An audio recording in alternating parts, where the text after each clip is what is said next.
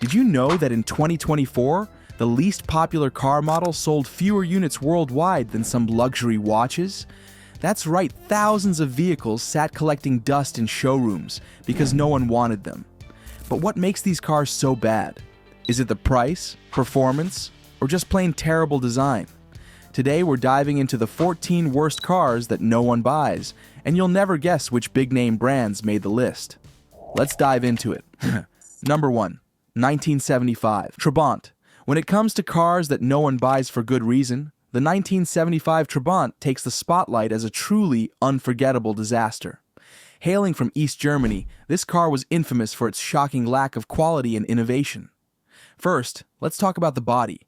It's made of a material called Duraplast, a cheap plastic-like substance reinforced with cotton waste, which offers virtually no protection in the event of a collision. Under the hood sat a tiny two-stroke engine that produced a laughable 26 horsepower. Imagine driving a car that sounded like a chainsaw and struggled to reach 60 miles per hour, even downhill. To make matters worse, it belched out thick clouds of smoke thanks to its primitive engine, which was a nightmare for both the environment and anyone unlucky enough to be behind it. Inside, the Trabant offered bare minimum comfort with basic, uncomfortable seats and a dashboard that looked like it belonged in a toy car. Consumer Reports aptly ranks it as one of the worst cars because it symbolized poor craftsmanship, terrible performance, and a driving experience that felt more like a punishment than freedom. Number 2. Suzuki X90. It was released in the mid-90s. It seemed like it couldn't decide what it wanted to be. A compact coupe, a tiny SUV, or a fashion statement gone wrong. Its bizarre two-door design, paired with a T-top roof, gave it a look that screamed, "What were they thinking?" But it wasn't just the awkward design that made the X90 a flop. Under the hood, it had a 1.6-liter engine that struggled to put out 95 horsepower, making acceleration painfully slow. For a car that was marketed as fun and sporty, it handled more like a clunky mini-fridge on wheels. The limited interior space was another major drawback. Despite being an SUV, it offered no real utility. With seating for two and virtually no cargo space, it was impractical for almost anything beyond a short trip to the store. It was panned for its poor reliability, awkward handling, and lack of appeal. Combine that with low fuel efficiency for such a tiny car, and it's no wonder the X90 quickly became a laughingstock of the automotive world. Number 3. Hummer H2. It is a vehicle that became a rolling symbol of excess and impracticality. Launched in the early 2000s, the H2 promised military-inspired toughness, but delivered a bloated, gas-guzzling monstrosity that failed to impress in nearly every practical category. Let's start with the size. The H2 was unnecessarily massive, making it difficult to maneuver in tight spaces and nearly impossible to park in urban areas. Yet, despite its bulk, it offered surprisingly little interior space, with cramped rear seats and a small cargo area. The H2 also guzzled gas at an eye-watering rate, averaging around 10 miles per gallon. In an era when fuel prices were soaring, this was a hard pill for drivers to swallow. Performance-wise, it was underwhelming. Its heavy weight made it sluggish on the road, and off-road capabilities, while decent, were nowhere near as rugged as its marketing suggested. To top it off, the build quality wasn't great, with cheap interior materials that felt out of place in a vehicle with such a high price tag. The H2 quickly became a target for criticism, symbolizing wastefulness and poor design choices. It's no surprise that it became a textbook example of what not to do when designing a car. Number 4. Chevrolet SSR. It was debuting in the early 2000s. The SSR attempted to combine a retro-styled pickup truck with the sporty flair of a convertible. While that might sound intriguing on paper, the execution was anything but. This car-truck hybrid ended up being a confused, impractical novelty that no one really needed. Firstly, the SSR's design was polarizing, to say the least. Its exaggerated curves and retro aesthetic made it look more like a toy than a serious vehicle. Its early models came with a sluggish 5.3-liter V8 engine that felt underpowered for a vehicle of its size. Chevrolet tried to fix this by introducing a 6.0-liter V8 later on, but by then, the damage was done. Despite being marketed as a pickup truck, the SSR had a tiny cargo bed that was barely useful, covered by a hard tonneau that made loading and unloading a hassle, and as a convertible, it lacked the sleekness and style that would make someone overlook its flaws. The interior was equally underwhelming, with cheap materials and a cramped cabin that didn't justify its hefty price tag. Most people criticize the SSR for its poor handling, disappointing performance, and lack of functionality. Number 5. Reva Gwiz. It was produced in the early 2000s and marketed as an eco-friendly urban commuter.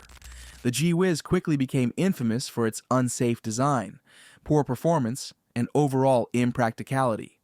The Gwiz was never crash-tested to modern safety standards in many countries, but independent tests revealed horrifying results.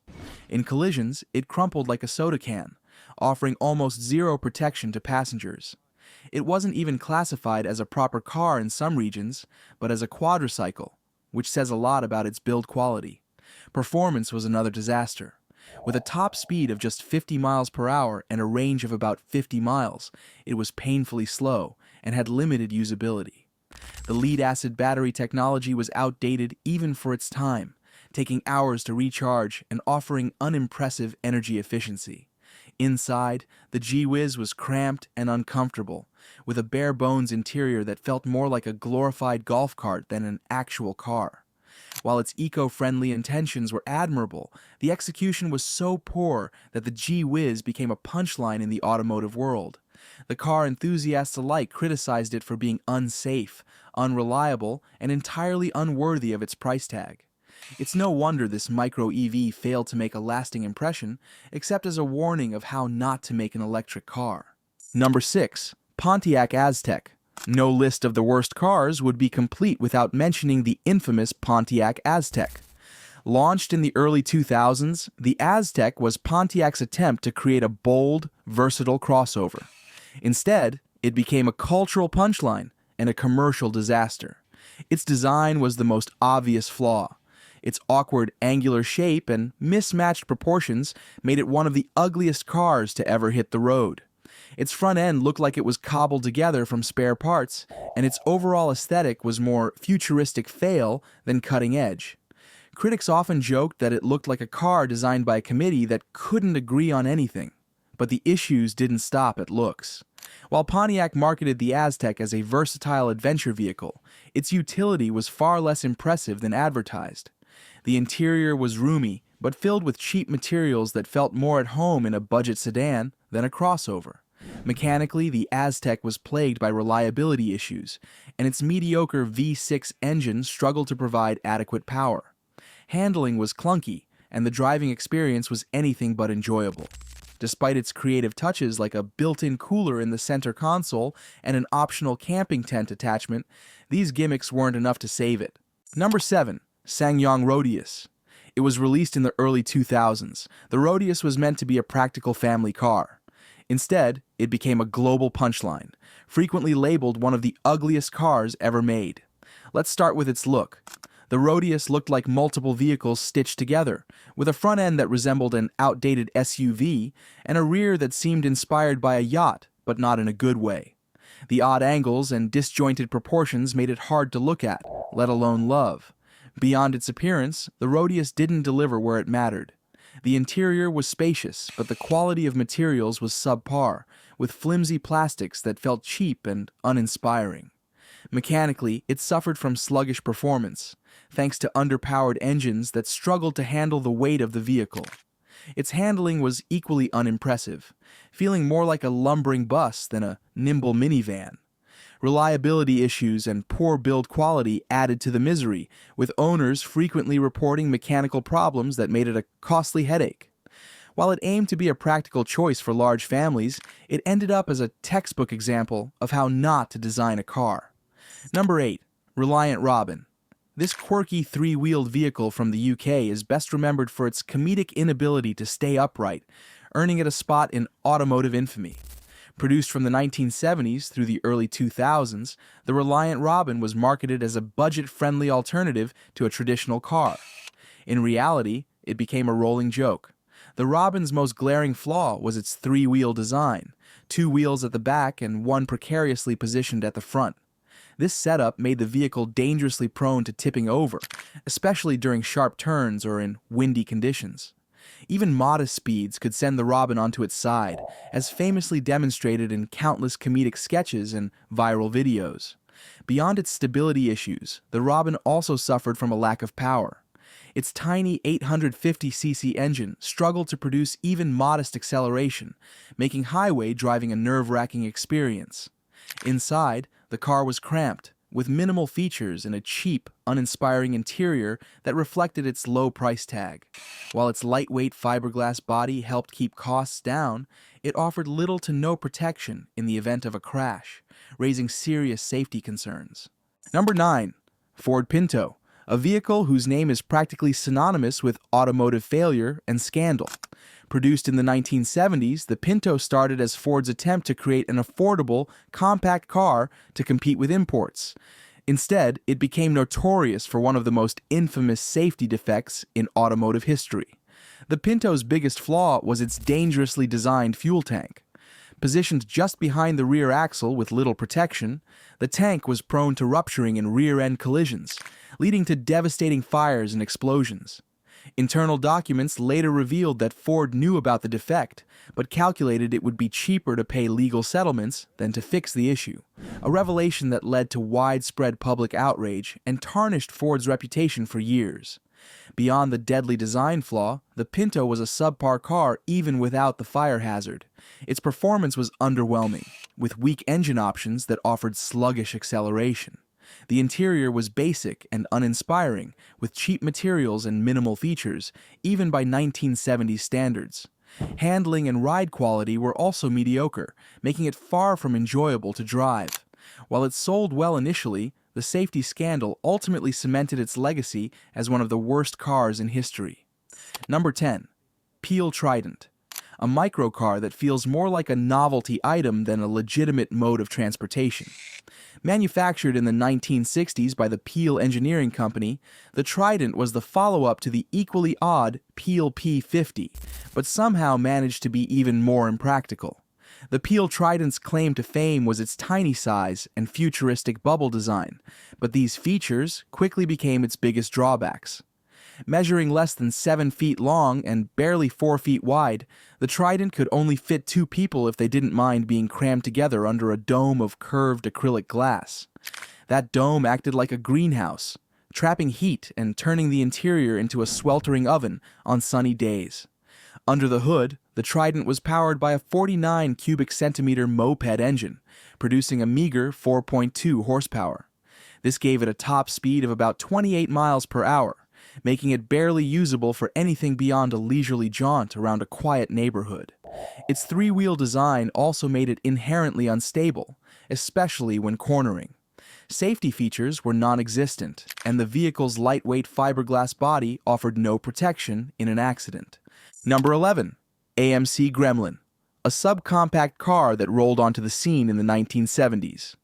While the name Gremlin might sound fun and mischievous, the car itself became a symbol of rushed design and questionable decision-making by AMC.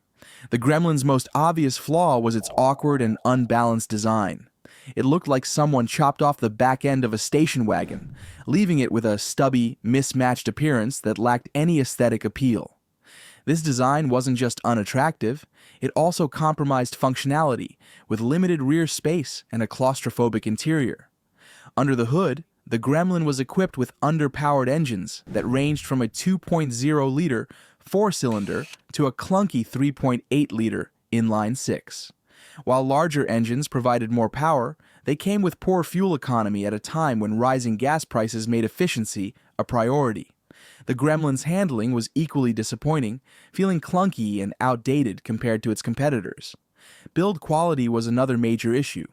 The interior featured cheap materials that wore out quickly, and reliability was a constant headache for owners.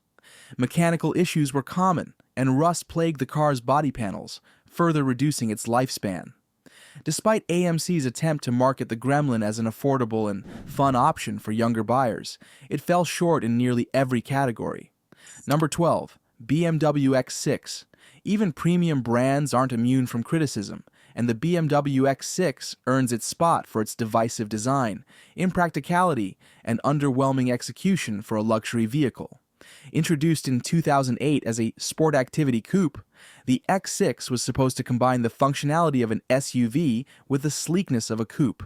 Instead, it ended up alienating both fans of SUVs and coupe enthusiasts alike. The first and most glaring issue with the X6 is its awkward design. Its sloping roofline, intended to give it a sporty, coupe-like appearance, severely compromises rear headroom and cargo space. This means that while it looks flashy, it sacrifices the practicality that SUV buyers typically prioritize. The heavy weight of the vehicle dulls its agility, making it feel less nimble than you'd expect from a BMW.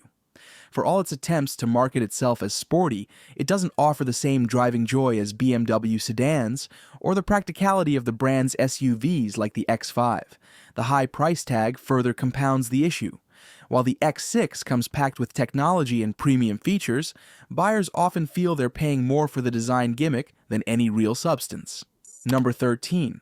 Chrysler K Car. It was introduced in the 1980s.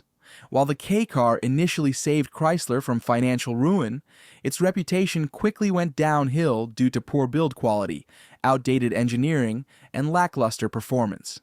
The idea behind the K Car was to provide an affordable, fuel-efficient vehicle for the masses during a time when American car companies were struggling to compete with imports. However, affordability came at the expense of quality. The design was bland and uninspired, with boxy, utilitarian styling that lacked any real personality. It looked like a car designed by a committee that aimed to please no one in particular. Under the hood, the K Car was equipped with weak engines that delivered sluggish acceleration and uninspiring performance.